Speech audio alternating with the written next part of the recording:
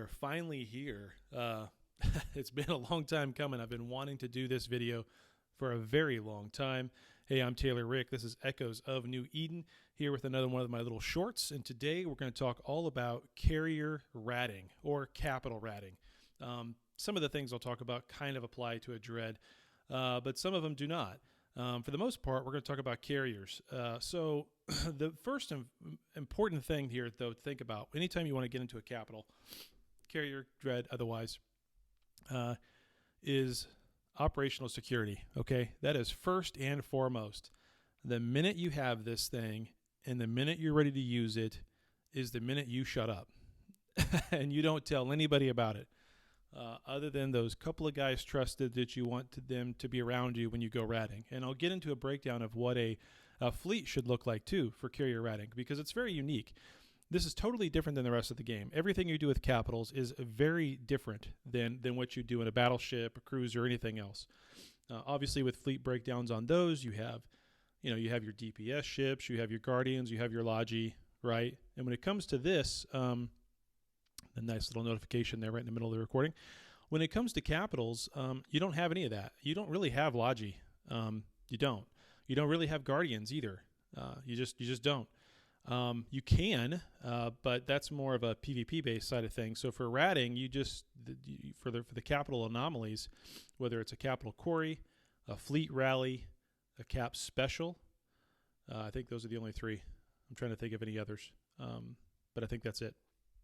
So, and someone's going to scold me right now if I forgot a fourth. There probably is a fourth, and I'm just totally forgetting it. But whatever. Anyway, those are the main three that I think I see all the time. So, it's very different, though. It's a very different form of moving around. It's a very different form of fitting. So we're going to break all this down. So as I said, the first thing you do is operational security. You don't tell anybody about it. You don't tell people where your capitals are docked. You don't tell people when they're moving. You don't put things up in Alliance chat. You don't even put things up in your Corp chat. You only put things into a fleet chat, and you know who's in your fleet. So even when it comes to all the way down to your fittings, like we're going to start talking about how you fit these things. I'm not even going to show you my fittings in full. I'm going to have most of this stuff covered. I'm not even going to show you my DPS. I'll give you an idea of what the DPS should be. But that's totally dependent upon how your fit is. Most people, as soon as they think of getting into a carrier, they think, oh my God, this thing has massive DPS and it has massive defense. I can glass cannon this thing and go to town. That is not the case. That is the easiest way to get yourself killed. I know. I've been killed. Here's the kill mill. Okay, so I've only lost one. So if you want to come find me and try to kill me again, I am over in Fountain all the time, ratting in honk space. Anyway, so first off, operational security. And let's talk about that fit, though. There are some people who would tell you that this fitting is necessary. And there's some people who are going to tell you it's an absolute crutch and you shouldn't do it. I go back and forth on the fence. Sometimes I put a cloaking device on my carrier. Sometimes I do not. It just kind of depends. There is a method by which you can instantly recall your drones and then have them, and then you can cloak instantly. So, there's a way to do that. If you have your drones way, way, way, way out, 400, 300 kilometers away from you, waiting for them to come back is ridiculous. And you don't want to call them back. I'll get into that in a minute when you get into fighting, but you don't want to call them back to try to, pull them in if you're being attacked. If someone's tackled you and you're already being shot at, you need to send those drones directly at them. It's too late. You should never get into that position if you're ratting. You should only be in that position if you're doing PvP. So I go back and forth on whether or not this cloaking device should be in there. I know we get into arguments sometimes even in our own officer chat in silent about, using them, not using them. If you have a cyno, for instance, and by that I mean a cyno beacon that you're using to get around in your area, you damn well better have one of these, because as soon as you cyno to that beacon, you don't know what's there. I mean, if you do, then you should just have a cyno ship, and I'll break that down in a minute too, telling you what that's all about, as part of your fleet, in which case you jump to the cyno, which should be sitting on a station, and then you should dock. If you don't have a cyno ship like that and you're jumping to a beacon, then you're jumping blind, and you damn well better have a cloak on your ship to jump, cloak, Make sure nothing's around. Align to your station or wherever, or another, whatever you're doing, or taking another cyno if you're trying to get to a different system, a different beacon. There's ranges here that go into all of this, so it's very complicated. So this gets into all the other fits aside. This gets into how you actually operate the carrier and where you're going, what you're doing, how to get out, how to stay safe. So again, as soon as you have this thing, your fit is obviously the most important. You want to kind of go in ratting. If you go glass fitting, you're in trouble. If you go full tank, full tank, then you're not getting enough DPS really for some instances. So I particularly like to go with a hybrid, where I'm kind of semi-tanked and semi-DPS. So the regular shield resists that you put on everything else, they work on a capital. You don't have to have capital shield resists. You do have capital boosters for shields. You do have capital-sized batteries. You have capital rigs as well. And for the most part, there's an argument there too on the CCCs versus SMCs. If you're just going to rat in this ship and you're not going to do anything else, then you want to go with the SMCs, the semiconductor ones, to just increase the total amount of your cap. That way, when you're jumping around, you don't have any problems. And here's why. When you go into navigation and you look at this I can show you. This is an opsec. If you're 5.54 in your jump skills, this is a must. I mean, this is a must. You want to be able to have maximum jump range. And this is as far as you can really get. Even if you go 5.55, it doesn't do you much good. You don't get above 5 light years. So 5.54 is what I've got. It's this number right here that matters on your capacitor. How low can your capacitor be before you can jump? Again, that's why if you're ratting and you have SMCs, you should be okay. And you should have a full, you should have a huge amount of capacitor with 3 of them and be able to get out if you need to. I'll show you what cynoing looks like here in a minute as well. But if you're going to do any kind of both, you're going to do some PvE and you're going to want to do some home defense or maybe even some PvP out in the field somewhere, then you'd rather go with CCCs, all cap capacitor circuits, whatever they are, CCCs. And the reason for that is because the regen rate's faster, so you can get back above this, whatever this number is here, you can get back above that number as fast as possible and not have to wait it out. And again, if you're going to do any of that kind of stuff at all, you better have a cloak. That's my preference. We can argue about that all day long, but you should have a cloak if you're going to move this thing around outside of your home area. If not, it's debatable. Okay, so let's look at the map and let's talk about cynoing, because this is really important. So, for instance, on the map, let's go over here where I like to try to rat. Let's say Boop's area. Actually, I don't know. I've seen quite a few guys doing some ratting right here. So, if this is jump start simulation, and let's say I want to jump to here in this pocket, then it's going to tell me 2.24. That's my jump distance.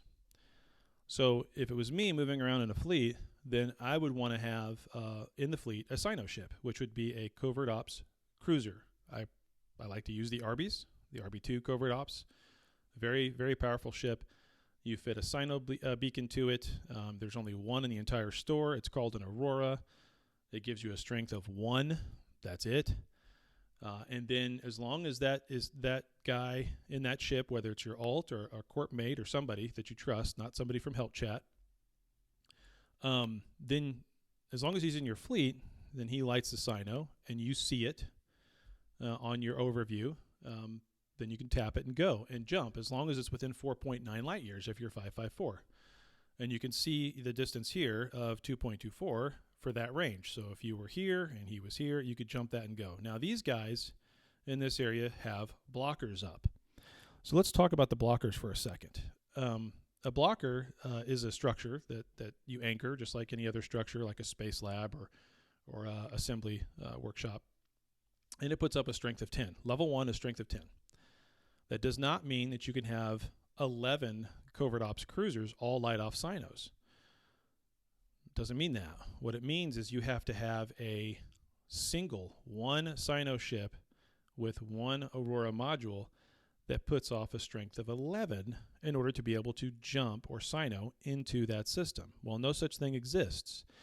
And if you just try to destroy the cyno blocker, then you're only going to take it down to a level 2. So it's going to have a strength of 2, and your Aurora still only has a strength of 1, so you still can't jump into it.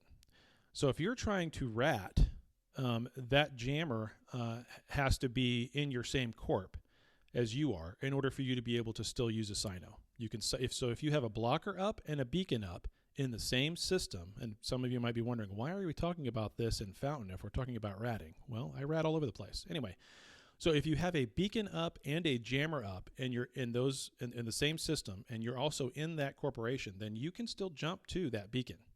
But if you're not in that corporation, you can't.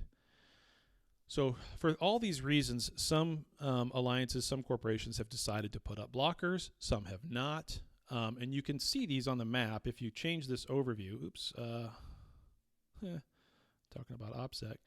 Cyno beacon. You can right now see if there's beacons lit anywhere. There's some beacons right there. So those are probably people who are jumping between their systems. You can scan those down and go find them and wait for capital to come by, but that's going to take forever. But those are where the beacons are lit, or someone has lit a cyno beacon on a covert ops recently, maybe right here. This is out in the middle of nowhere, right? So, and you can see up here, there's lots of beacons in silent and nose territory. Fade, Declan, Branch, Tenal. Over here in nose territory, there's lots of beacons up. There's even lots of beacons over here. So that's everywhere that either someone's got a beacon up, or there's an actual structure, or it's a ship that's lit it. Now you can't really see on the map I keep doing that. You can't see on the map blockers, I don't think. Nope. So there's nowhere to see a blocker. So that's fine. You just have to go and find out. Like in this area, I know it's blocked. But at any rate, so you can't really cyno in there from outside of it, and you can only move around if it's in your corporation. So this is all very important, and you have to understand what your range is, where you can go, how far you can go. Like right here, I'm docked here. Yeah, I know, opsec, not supposed to tell you where I'm at, but I'm not going to be here long, so whatever. You can come in here and show... Well, the bubble's not right anyway, and the bubble's screwy because everything in the map is sandwiched down into 2D space, and the map is really generated in 3D space. So there's times it'll look like you're going from like right here to right here, and they look like they're right on top of one another, but they might be too far away. Like for this instance, that's 1.6. Okay, fine. Ah, there it is. I just needed to zoom out. There's your bubble. So it didn't show it before because I was nowhere near it. That bubble should, in theory, show you what your range is, but it's not always exactly right. And actually, even though your jump range shows 4.9 in the fittings area, when you go look at it, if you're 554, in reality, it's 4.89. It's rounded it up because it's only 2 decimal places, but in reality, it's only 4.89. There's been several times I've tried to jump exactly 4.9, or it looks like 4.9 by this reading right here, and it won't do it unless I'm 4.89. So just be mindful of that. And be mindful that this bubble that it gives you isn't really correct. I tend to use Eveeye, I believe is what it's called, Eveeyes. I'll put a link up, but some people use Dotland. I'll put a link up for Eveeyes, though. It's an app, Android and Apple, that I use for this jump range stuff, and it's perfect. It works great every time. It's good for planning things out. So, at any rate, why we're talking about cynos, though, if you're just going to be ratting? Well, because when you're ratting, you want to jump into your capital anomaly, whether it's a cap special, a cap quarry, or a fleet rally. You do not want to just warp in at 100 and then sit there. You're going to die in a carrier. If you're in a dread, sure, go tank the thing and whatever. But if you're in a carrier, you want to be way past 250 kilometers, because when you get past 250 kilometers, the rats are not active. So they're not actively tanking. They're not actively using tracking disruptors. They're not actively trying to shoot at you. They never shoot at your fighters unless you're in a sleeper dormant realm, in which case you do lose your fighters, and that really sucks. It's like getting your drone shot in PvE. It's like, that's ouch. But 250 million real fast. Fighters are expensive, so keep that in mind. So At any rate, so you want to be way past 250. I like to generally jump in at 300. So what you're going to do is you're going to have your cyno ship warp in at 100, cloaked, so it's not getting shot at, move out somewhere away from the anomaly, set a bookmark, uncloak, and light the cyno. I'll show a little bit of a video here too that shows what a lighting of a cyno looks like, what the fittings on a covert ops arbitrator, for me anyway, looks like, and why I do that specifically. And that's somebody who's got to be in your fleet. Now, if that's your alt, you can have him warp away and he doesn't get any of your ticks. That's fine. And then have him somewhere else safe so you can cyno out. I mean, that is your first and foremost thing. Watching local, watching the eyes around you to make sure nobody's coming in at you. And the minute someone comes into your system you think is a threat, you cyno out. So a lot of what I'm going to be talking about next is really going to go into the looting aspect of it now, how you get the loot when you're 300 kilometers away from it, how you make sure no one steals the loot, and if you're one of those guys who likes to go around stealing the loot, I'm going to give you some tips about how to do it, as well as for the carrier pilots, how to counter it, and back and forth. One of the funnest things about this game, one of the things I spend the most amount of time thinking about when it comes to this game, is a counter to something else. I specifically have ships that are fitted to specifically counter a specific player and the ship that they commonly come around in, or a couple of ships that they commonly come around in. I find that a lot of fun. And so this is what the rest of this video is really going to be about. It's not going to be about the specifics of the fitting of your carrier. It's not going to be about the specifics of ratting in general. It's going to be about how you can get the loot when you're 300 kilometers away, and how you can keep thieves from coming in and stealing that loot. But also at the same time, if you want, if you're a T5 player with a magnet covert ops, you can go around and steal this loot all the time. And I'm going to show you how to do that successfully. But beware, I'm also showing the carrier pilots how to kill you. So there's always a yin and yang here. If someone's smart, they're going to know how to be able to keep you from taking it. If they're not, you're going to be able to take it. And then on the other end of it, if you're trying to take it from someone who is really smart, he's going to kill you. So carriers do have the ability to, it's not insta-lock, it's a sensor mode. It's not an insta-lock. It will insta-lock a capital, pretty much. It'll come pretty close to insta-locking a battleship, but it will not insta-lock a battle cruiser, frigate. There's still a time delay there. It's a few seconds. For me, I like to put a targeting rig, a capital targeting rig on, and be in sensor mode, so that way if someone is silly enough to try to come in and steal the loot, I will insta-lock a frigate, and the fighters will be on him so fast he'll die. So let's talk about that for a minute. I'm going to bring up another video here that shows how I line up what I'm shooting. So first and foremost, you'll notice that I am targeting all the subcaps first, and I'm wiping out all the subcaps, and I'm leaving all the capitals on the field. So, and I'm not going to destroy all the capitals either. If there's only one, if you're in a fleet rally, and there's one Thanatos, okay, leave some other ship there. Don't kill the Thanatos. Leave some other ship. And a Guardian, Celestis Covert Ops, some little piddly ship you don't care about. And kill the Thanatos. Don't have that last ship targeted. And as soon as the Thanatos dies, you can have your alt, your looter, whoever's there with you, preferably in a scepter, dive in. This is what I call dive bomb looting.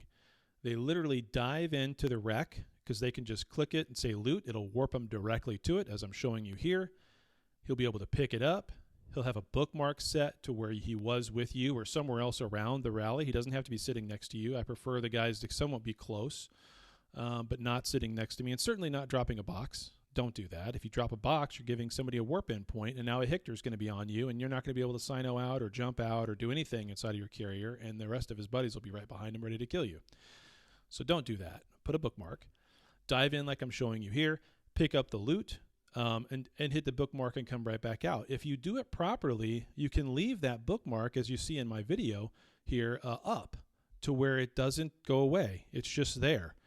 And then you can just constantly go back and forth and never have to close out of your bookmark, open the bookmark up again, and you're literally warping out faster than someone can lock you and kill you.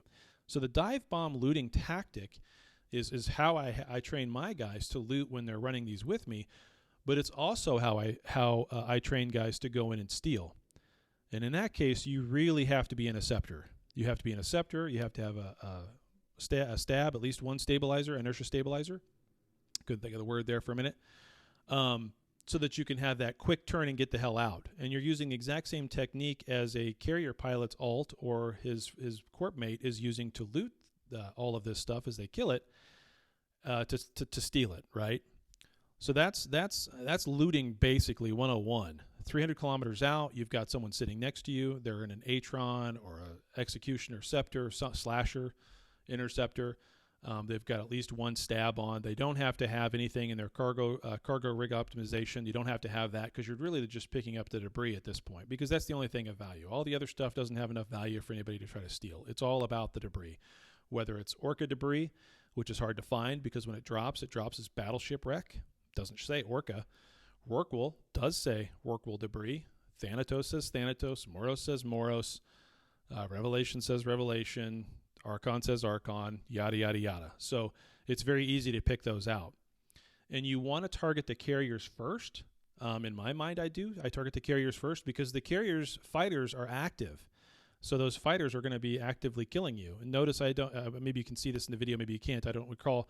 I don't know if you can necessarily notice, but I don't target the fighters and I don't kill the fighters either. I don't kill the fighters because the fighters are totally inert and they don't become active unless you warp in on them. And the carrier's still alive. So I tend to kill the carriers first, the dreads last. I can warp in and loot the carrier wrecks while the dreads are still sitting there because they can't target and fire at a frigate fast enough. Again, this is why I use a scepter instead of anything else. It's too fast to get in and out. And if you're trying to steal, a frigate, period. A magnet covert ops works fine. As long as you've got at least one eye stab on there. So, okay. Trying to get back to my thoughts here. I mean that's the essence of dive bomb looting. That's it, right? It's very simple, but you've got to practice that a little bit. I would say if you're going to do it as a thief, then you certainly want to practice that in a large anom with some of your corp mates before you just go out and do it. Because if you die with 20 million worth of wrecks in your hold, that's going to suck. So all your efforts are going to be in vain. And a lot of these prices are coming down to where I don't know how much of this is really feasible for people to go around and try to steal, but I don't know. I mean, if you do it for a day and you get 10 or 15 Rorqual debris, that's worth it. That's a lot of money. That can add up fast, right? As with everything else in this game, it all tends to add up fast. So we've talked about how you loot that, the order in which you kill things. You'll notice in this video as well that there are times if there's 4 or 5 capitals on the field, I will take them all. This is how I keep looters from taking my shit. Is I will go and take them all the way down to hull to where there's 10 or 15 or 20% left in hull of all 4, 5, 6, however many capitals there are, and then go through and wipe them all at once.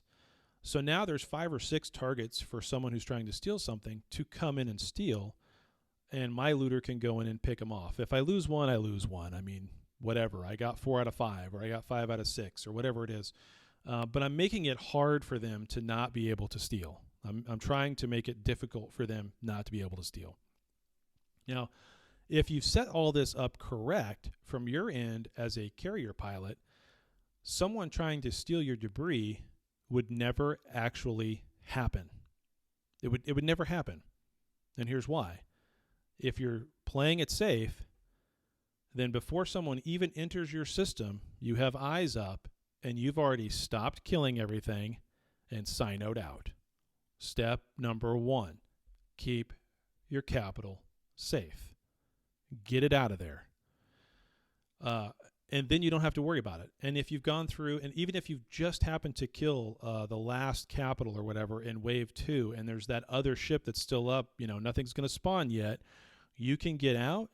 Your looter can just go dock real quick. He's got a bookmark. He can come back. And there's no loot left on the table because he's been diving in and out as you've been going. And the only thing you're losing is your time. You're just inconvenienced until that person's gone. Now, granted, if you know what's coming in as a scepter because you have eyes and you see it, then your option number 2 is well, I'm just not going to give him anything to take, and he's not going to have a chance to even take anything. And if he's all alone and you know he's alone, then maybe you keep going and you keep looting, and you deny him the ability to pick anything up by diving in and grabbing. You'll have the advantage of knowing when that ship is about to die, so your looter can go in and loot instantly as opposed to the other guy waiting to see maybe he's got it locked, maybe he doesn't, maybe he's looking at the list of debris, maybe he's waiting for an explosion. There's that time lag and delay that allows your guy to get there a few seconds before he does. He can pick up the debris and get out. And he's going to have multiple wrecks still there to try to pick out anyway because you're leaving them on the field because you're not picking up any of the other stuff. You know, usually when you go and loot one of these capital wrecks, there's 4 or 5 items to pick up. You can't fit any of that shit. The only thing you can pick up is the wreck, and you've left the rest. So the field's dirty. The other option is I know someone who does this where they've got a Neros 2, and they literally take a Neros 2 in and out because it's super quick. Any of those level 2 haulers like that are super fast, especially if you put an ice stab on it to get in and out, and they can literally loot everything on the field, and you can wait and let him tank that last Celestis Covert Ops or that Coveter or whatever's there from those waves. They can tank that while they're picking up everything on the field, and now at the end of every wave, it's completely cleared and clean. There's nothing there. It's beautifully clean. So if someone comes in to try to steal something and they see nothing on the field, they've got nothing to do. So that's one way to deny it. The other way of it, if you're stealing, let's think about this for a second, because there's a counter to everything. If you're looking to go and steal someone's loot, then the first thing you have to think of is everything I just said. They're going to have ways if you have to assume your enemy is smart. The first mistake you can make as a thief is to assume your enemy is stupid or doesn't know what they're doing, right? So your first step is to come into the system where they're at. If you see a rally or anything, any cap special there, you better be in a covert ops. That's my suggestion to you, is you need to be in a covert ops. A regular scepter is not going to cut it because they can see you. You can warp into that thing in 100, cloaked, burn away, make your bookmark, leave the system. They're going to think you came. They're not going to know where you went. You left. They're going to set back up. You can move around a little bit. You can be looking for who their eyes are. Sometimes it's obvious. Sometimes it's not. Pick that all out and then go back. And now they've set up, wait 5 or 10 minutes. They've set up again. They've gone back. They see that you're around, but they can't see you, so they assume covert ops. But maybe they're not going to run away this time. And then you can go sit in there at 100 and wait for something to drop. You can back up a little bit to your bookmark, or you can sit at 155, because as long as you're over 150 kilometers, you can warp to a wreck. So you have some extra advantages there. You can beat and counter that timing you're missing out on them knowing what's happening and you not by being at 152 kilometers away from the wrecks, whereas they're 300 away. They've got a longer warp time. That's seconds. It's split seconds, but that's your first advantage. That's your first counter, is to be closer, or to literally be sitting right inside the damn rally, right next to the Moros or the Thanatos or whatever it is. As long as you're more than 2 kilometers away from everything, you're cloaked, and you only have to be within 10 in order to be able to pick up that wreck. But you better damn well have a bookmark to boogie out really fast or you're going to die, because that carrier could have insta-lock, right? He could have his sensor mode on. He could have a targeting rig on. If you're in a scepter, it's still going to be tough. But if you're in a magnet covert ops, or an RB especially, or anything cruiser-wise covert ops, your align time is slow enough. He can lock you, and with a fighter micro warp drive active on that sucker that he can pop, because he'll have one available. Those fighters can be on you at 12,000 meters a second. You are going to get hit, and you are going to get popped if you can't get out of there super quick. So that's a tough thing. Anymore, that's kind of what my suggestion is on the thieving side of it, is be up close and risk it, and maybe use a magnet covert ops, couple of eye stabs, cloak, make the fit super cheap. You've got a big hold in that. I forget what those things are, 3,000 meters cubed, something like that. That's more than enough. You don't need rig. You don't even need rigs. Maybe you want to put an inertia stabilizer rig on it or something just for the hell of it. But you don't need anything. You make those things cheap as possible, $10 million ships. So when they do pop, it's not that big of a deal. As long as you get, 2 wrecks for every one you lose, you're money ahead. It's time, but some people like to do this. I think it's fun sometimes to go steal shit. That's part of the game. It's what it is. So, and there's also counters to that. So carrier pilots, if you didn't know this, there's an implant called automatic defense. Every carrier pilot should have it. Oh no, I take that back. There's I don't know if I forget if it's automatic defense or if it's the other one that allows it's the one that allows your fighters or drones to actually put 1 point of scram essentially on a target. So with fighters, you have 3 fighter squads that could turn into 3 points, right? And so if they don't have any warp core optimization at all on what I just described, a cheap magnet covert ops fit, you can keep him from warping away, and you can be on him as he's turning around before he's warped, and stop him. So again, there's counters to everything. That's the great thing about this game, and those counters are coming every day. There's more and more of them. Especially with implants. I mean, some of these implants are way overpowered. Barrage is way overpowered in my mind. I've seen materials with DPS above 22,000. That's somewhat sustained too. So, I mean, that's pretty, you don't let a Macario fleet come in on your carrier. It's toast. Hence this image right here. Anyway. I think that's about it. That covers everything. If you've got some opinions on this, I would love to hear it in the comments below on this video. I do have 2 Duo Omegas to give away, so the 2 people who comment on this video first are going to get those Duo Omegas. I always have fun doing these. I always love hearing your guys' feedback. If there's any suggestions on this, thoughts, things I said that aren't right or you disagree with, I'd love to have that argument with you. I'm always trying to learn. I don't pretend to know everything. I don't think anybody does.